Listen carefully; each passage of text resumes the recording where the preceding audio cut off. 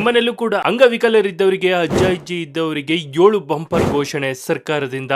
ನೂತನ CM DK Shivakumar ಅವರು bumper ಘೋಷಣೆ. ಹಾಗಾದ್ರೆ ಏನಿದು ಮಾಹಿತಿ, ಏನದು ಬಂಪರ್ ಘೋಷಣೆಗಳು ಎಲ್ಲ ಸಂಪೂರ್ಣವಾಗಿ ನೋಡೋಣ. ಅದಕ್ಕೂ ಮುನ್ನ ನೀವು ಕೂಡ ಹಿರಿಯ ನಾಗರಿಕರಿಗೆ ಸಪೋರ್ಟ್ ಮಾಡೋದಾಗಿದ್ರೆ ತಪ್ಪದೆ ಈ ವಿಡಿಯೋವನ್ನ ಲೈಕ್ ಮಾಡಿ. ನಿಮ್ಮನೆಲ್ಲೂ ಕೂಡ ಅಜ್ಜ ಅಜ್ಜಿ ಅಥವಾ ಅಂಗವಿಕಲರಿದ್ದಾರಾ, ಇದ್ರೆ ಯಾವ ಊರಿನಲ್ಲಿ ಇದ್ದಾರೆ ಅಂತ ನಮಗೆ ಕಮೆಂಟ್ ಮೂಲಕ ತಿಳಿಸಿ. ಇಡೀ ರಾಜ್ಯದ ಎಲ್ಲ ಅಂಗವಿಕಲರಿಗೆ ಹಾಗೂ 60 ವರ್ಷ ಮೇಲ್ಪಟ್ಟ ಹಿರಿಯ ನಾಗರಿಕರಿಗೆ ರಾಜ್ಯದ ನೂತನ ಮುಖ್ಯಮಂತ್ರಿಗಳಾದ ಡಿಕೆ ಶಿವಕುಮಾರ್ ಅವರು 7 ಭರ್ಜರಿ ಬಂಪರ್ ಘೋಷಣೆ ಮಾಡಿದ್ದಾರೆ.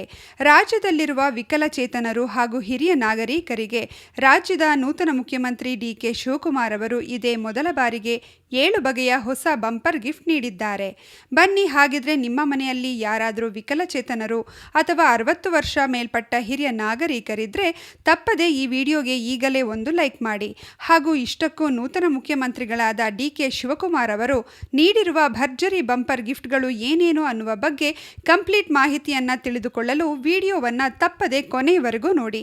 ವಿಕಲಚೇತನರ ಮತ್ತು ಹಿರಿಯ ನಾಗರಿಕರ ಸಬಲೀಕರಣ ಇಲಾಖೆಯು ಎಸ್ಸಿ ಎಸ್ಪಿ ಮತ್ತು ಟಿಎಸ್ಪಿ ಯೋಜನೆಯಡಿ ಕಳೆದ 3 ವರ್ಷಗಳಿಂದ ಅನುಷ್ಠಾನಗೊಳಿಸಿರುವ ವಿವಿಧ ಕಲ್ಯಾಣ ಯೋಜನೆಗಳ ಪ್ರಯೋಜನ ಪಡೆಯಲು ಅರ್ಹ ಫಲಾನುಭವಿಗಳಿಂದ ಅರ್ಜಿ ಆಹ್ವಾನಿಸಿದೆ.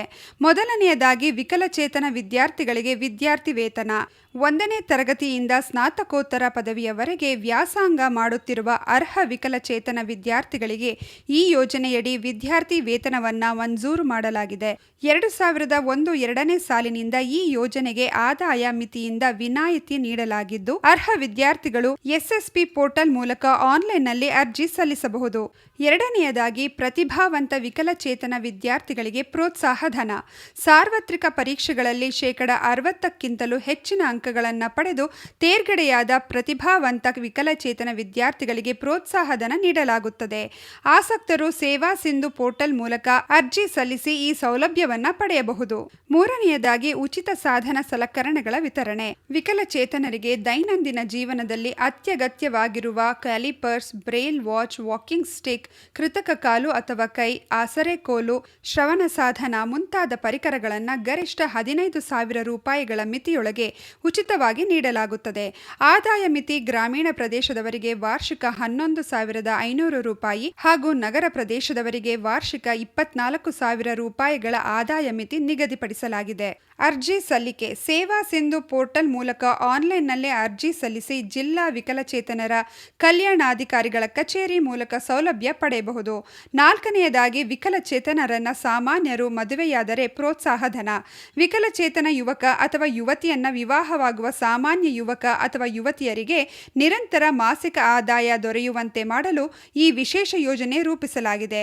ವಿಕಲಚೇತನ ವ್ಯಕ್ತಿಯ ಹೆಸರಿನಲ್ಲಿ 50,000 ರೂಪಾಯಿಗಳನ್ನು 5 ವರ್ಷಗಳ ಅವಧಿಗೆ ಹೂಡಿಕೆ ಮಾಡಲಾಗುತ್ತದೆ. ಫಲಾನುಭವಿಗಳು ಇದರ ಬಡ್ಡಿಯನ್ನ ಬಳಸಿಕೊಳ್ಳಬಹುದು ಹಾಗೂ 5 ವರ್ಷಗಳ ನಂತರ ಅಸಲು ಮೊತ್ತವನ್ನು ಹಿಂಪಡೆಯಬಹುದು ಅಥವಾ ಮುಂದುವರೆಸಬಹುದು. 5ನೇಯದಾಗಿ ಸ್ವಯಂ ಉದ್ಯೋಗಕ್ಕಾಗಿ ಆಧಾರ ಯೋಜನೆ. ವಿಕಲಚೇತನರು ಸ್ವಯಂ ಉದ್ಯೋಗ ಕೈಗೊಂಡು ಸ್ವಾವಲಂಬಿ ಜೀವನ ನಡೆಸಲು ಅನುಕೂಲವಾಗುವಂತೆ ಆಧಾರ ಸಾಲ ಯೋಜನೆ ಜಾರಿಯಲ್ಲಿದೆ. ಇದರಲ್ಲಿ 50% ಬ್ಯಾಂಕ್ ಸಾಲ ಹಾಗೂ ಇಲಾಖೆಯಿಂದ 50% ಸಹಾಯಧನ ನೀಡಲಾಗುತ್ತದೆ.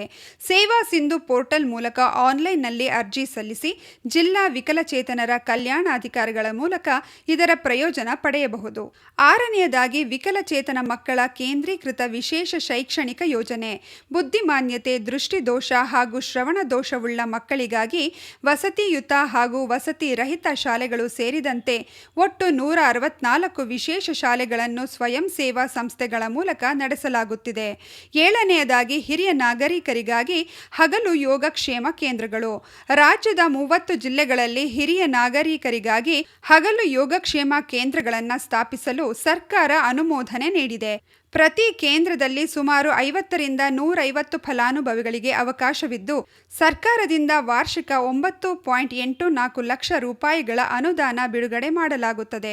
ಪ್ರಸ್ತುತ ಬೆಂಗಳೂರು ನಗರ ಜಿಲ್ಲೆಯ 2 ಕೇಂದ್ರಗಳು ಸೇರಿದಂತೆ ಒಟ್ಟು 27 ಹಗಲು ಯೋಗಕ್ಷೇಮ ಕ್ಷೇತ್ರಗಳನ್ನು ಸ್ವಯಂ ಸೇವಾ ಸಂಸ್ಥೆಗಳ ಮೂಲಕ ಯಶಸ್ವಿಯಾಗಿ ಕಾರ್ಯನಿರ್ವಹಿಸುತ್ತಿವೆ. ನೋಡಿದಲ್ಲ ಸ್ನೇಹಿತರೆ, ಈ ಬಗ್ಗೆ ನೀವೇನು ಹೇಳ್ತೀರಾ? ನಿಮ್ಮ ಅನಿಸಿಕೆ ಅಭಿಪ್ರಾಯಗಳನ್ನು ನಮಗೆ ಕಮೆಂಟ್ ಮೂಲಕ ತಿಳಿಸಿ. ಹಾಗೆ ಈ ವಿಡಿಯೋವನ್ನ ಯಾರ ಮನೆಯಲ್ಲೆಲ್ಲ ಅಜ್ಜ ಅಜ್ಜಿ ಮತ್ತೆ ಅಂಗವಿಕಲರಿದ್ದಾರೆ ಅಂತವ್ರಿಗೆ ಈ ವಿಡಿಯೋವನ್ನ ಶೇರ್ ಮಾಡಿ. ಅವ್ರಿಗೆ ಈ ವಿಡಿಯೋ ತುಂಬಾನೇ ಹೆಲ್ಪ್ ಆಗುತ್ತೆ.